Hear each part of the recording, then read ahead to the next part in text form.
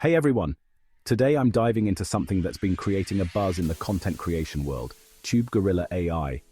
This tool claims to be your secret weapon for boosting YouTube views, and I'm here to find out just how effective it can be.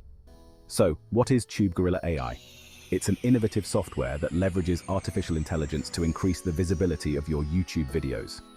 Think of it as your behind-the-scenes crew working 24/7 to promote any link you want, all for free. Yes, you heard that right, free. But how does it work?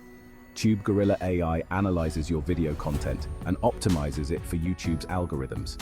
From your title to the tags, from your descriptions to the thumbnails, it tweaks everything to ensure maximum exposure.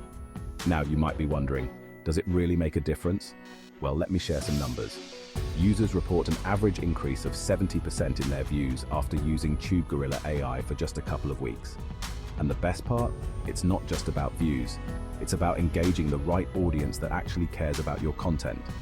To get started, it's as simple as linking your YouTube channel to TubeGorilla, setting your target audience, and letting the AI do its magic.